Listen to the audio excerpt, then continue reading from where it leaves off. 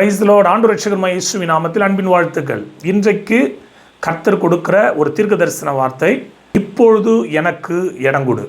இது எங்கே இருக்குது அப்படின்னா, பைபிளில் நான் வாசிக்கிறேன். மத்தேயு 3ஆம் அதிகாரத்தினுடைய 15வது வசனம். அதாவது ஞானஸ்தானம் எடுக்க யோவானை தேடி இயேசு வருகிறார். யோவான் நிறைய பேர் கொடுத்துட்டு இருக்கிறார். நிறைய பேருக்கு யோவான் கொடுத்துட்டு இருக்கிறாரு. பல ஒரு வித்தியாசமான ஒரு பிரசங்கத்தையும் பண்ணிகிட்டு இருக்கிறார் அந்த இடத்துல. நீங்கள் முதல் 2 வசனங்களை படித்தால் தெரியும்.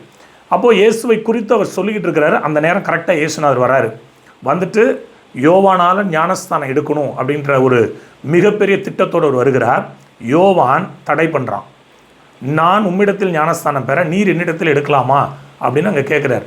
அதுக்கு தான் ஆண்டவர் சொல்கிறார், இயேசுநாதர் சொல்கிறாரு, இப்பொழுது எனக்கு இடங்கொடு, இப்படி எல்லா நீதியையும் நிறைவேற்றுவது நமக்கு ஏற்றதாக இருக்கும். நல்லா கவனிக்கணும். ஏசப்பா நீதியை செய்கிறதுக்கு இந்த பூமியில் ரொம்ப கவனமாக இருந்தாங்க. நீங்களும் நானும் அப்படிப்பட்ட நீதியை செய்கிறதுக்கு கவனமாக இருக்கிறோமா அப்படிங்கிறத இன்றைக்கி யோசனை பண்ணுங்களேன். சரிங்க, இடம் கொடுத்தா என்ன நடக்கும்? என் அன்பு தேவனுடைய பிள்ளைகளே, நீங்கள் இன்றைக்கு இயேசுவுக்கு இடம் கொடுத்தால் உங்கள் வாழ்வில் நடக்கிற ஒரு சில விஷயங்களை நான் சொல்கிறேன். முதலாவது, இடம் கொடுத்த உடனே வானம் அவர்களுக்காக திறக்கப்பட்டது.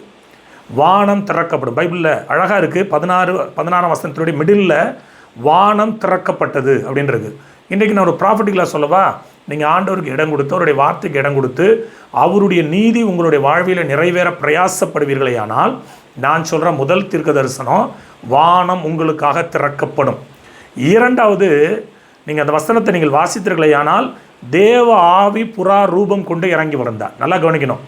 எப்போ ஏசப்பாவுக்கும் அவருடைய வார்த்தைக்கும் ஒரு மனிதன், ஒரு மனுஷி, ஒரு குடும்பம், ஒரு ஊழியம் இடம் கொடுக்குதோ, மனதில் இடம் கொடுக்குதோ அல்லது அவருடைய வாழ்க்கையில் இடம் கொடுக்குதோ, அப்போது தேவனுடைய ஆவியானவர் இறங்கி வருவார். அது புறா ரூபத்தில் அன்னைக்கு இறங்கி வந்தார். இன்றைக்கு அப்போது பரிசுத்தாவினுடைய காலங்களில் நம்ம இருக்கிறதுனால இன்றைக்கு அக்னிமயமான ஆவியானவர் உங்களை தேடி வருவார்.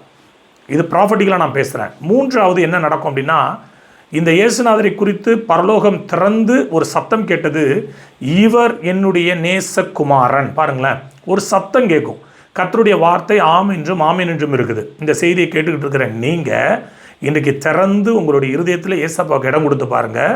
முதலாவது, ஆண்டவர் உங்களுக்காக வானத்தை திறப்பார். வானத்தை திறந்தால் என்ன நடக்கும்? அந்த பொக்கிஷ சாலையாகிய வானத்தை திறக்கும் பொழுது நம்ம ஆசீர்வதிக்கப்படுவோம், நம்ம நல்லா இருப்போம். நல்லா கவனிக்கணும். அது பொருளாதாரத்தில் மட்டுமல்ல, அது ஆவிக்குரிய வாழ்க்கையில், ஊழிய வாழ்க்கையில், நம்முடைய முன்னேற்றத்தில் நம்ம நல்லா இருப்போம். ரெண்டாவது, பரிசுத்த ஆவியானவர் நம்மளை ஆட்கொள்ள ஆரம்பிச்சிருவார். பரிசுத்த ஆவியினுடைய ஆட்கொள்ளுது நமக்குள்ளே இருக்குமானால், இந்த பூமியிலே அந்த பரிசுத்த ஆவியினுடைய அபிஷேகமும் பரிசுத்த ஆவியும் நம்மளை நடத்த ஆரம்பிக்கும். மூன்றாவது, ஒரு சத்தம் கேட்கும். ஒரு சத்தம், வானத்திலிருந்து ஒரு சத்தம் கேட்குமா. என் அன்பு தேவனுடைய பிள்ளைகளை, என்ன சத்தம் கேட்கும்? உங்களை குறித்த ஒரு விட்னஸ். அங்கே இயேசுநாதரை குறித்த ஒரு விட்னஸ் வந்துச்சு. இவர் என்னுடைய நேசகுமாரன். இன்னைக்கு உங்களை பார்த்து அப்படி ஒரு சத்தம் கேட்கும். இவள் என்னுடைய நேசகுமாரத்தி, இவன் என்னுடைய நேசகுமாரன், இந்த குடும்பம் என்னுடைய நேச குடும்பம் அப்படின்னு ஒரு சத்தம் கேட்கும். இன்றைக்கு உங்களை பார்த்து சொல்கிற ஒரு வார்த்தை, இடம் கொடுங்க. இடம் கொடுத்து பாருங்கள். ஆண்டவர் இத்தனை நல்ல காரியங்களை உங்களுக்கு கொடுத்து உங்களை ஆசீர்வதிப்பார். வானம் திறக்கப்படும். ஆமேன் சொல்லிடுங்க. வானம் திறக்கப்படும். தேவ ஆவியானவர் இறங்கி வருவார். சத்தம் கேட்கும். நாலாவது, சாட்சியை தேவனிடத்திலிருந்து பெற்றுக்கொள்வீர்கள். கர்த்தர் தாமே உங்களை ஆசீர்வதிப்பாராக. God bless you.